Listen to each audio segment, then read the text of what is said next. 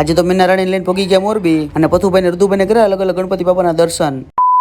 રામે રામ ડાયરા ને સાંજના ટાઈમે મીના રાણી ને કાઢીને પથુભાઈ ને ઋતુભાઈ ને વિહોળી નીકળી ગયા મોરબી બાજુ. પછી તો મીના રાણી લટપટ કરતા હાઈવે ઉપર દોડીને પોકર દીધા મોરબી. મોરબી તો પોકર દીધા ને પડી ગઈ હાંજ. દાદાને દીકરાને વચ્ચે ઉતારી દીધા ને આપણે જવું ને મોરબીમાં એક મસ્ત મજાનું કામ કરવા. હોળી બાબા આખા મોરબીનું ટ્રાફિક તો અહીં ભેગું થઈ ગયું લાગે છે. ટ્રાફિક બીંધીને મોરબી તો પોગી ગયું પણ આપણા કર્મની કઠણાઈ નડી ગઈ ને આપણું કામ ન થયું. એટલે હવે આપણે પણ પોગી ગયા ગણપતિ બાપાના દર્શન કરવા. એટલે હંધે પેલા આપણે જવાનું સીધી વિનાયક રાજામાં. હાલો તમને દર્શન તો મસ્ત મજાના કરાવી દો, પણ પેલા સરસ મજાની લાઈક અને કોમેન્ટ કરી નાખો. અને પછી ફાઇનલી આપણે અંદર પોગી ગયા અને કરી લીધા ગણપતિ બાપાના સરસ મજાના દર્શન. ભેગું બર્થડે નું કેક કટિંગ પણ ચાલુ હતું. પછી લઈ લીધી બપ્પાની પ્રસાદી અને બે છોકરા તો લટરપટ દડેથી રમતા હતા. અચ્છા.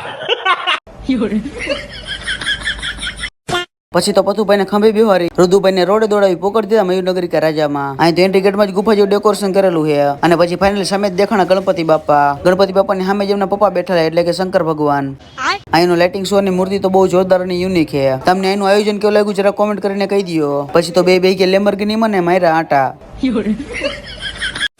પછી અહીંયાથી આપણે મીના રાણીને ઉપાડીને પોગી ગયા આપણે પટેલ ગ્રુપના ગણપતિ મહોત્સવમાં. આનું ડેકોરેશન ઓપરેશન સિંધુને ધ્યાનમાં રાખીને બનાવેલું છે. અહીં તો એન્ટ્રી ગેટમાં સરસ મજાની ઇતિહાસને લગતી મૂર્તિઓ બનાવેલી છે. અને આ પંખીડાનું હું નામે જરા કોમેન્ટ કરીને કહી દો.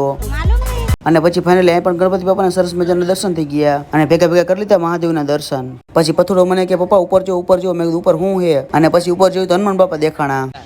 પછી તો રંગી ચકલા પોપટ અને હાલા જોયા. સોરી. પછી રખડી ભૂખ લાગી એટલે પોગી ગયા પૂરી શાક ખાવા. પણ પૂરી શાક તો આપણા ભાઈકમાં નતું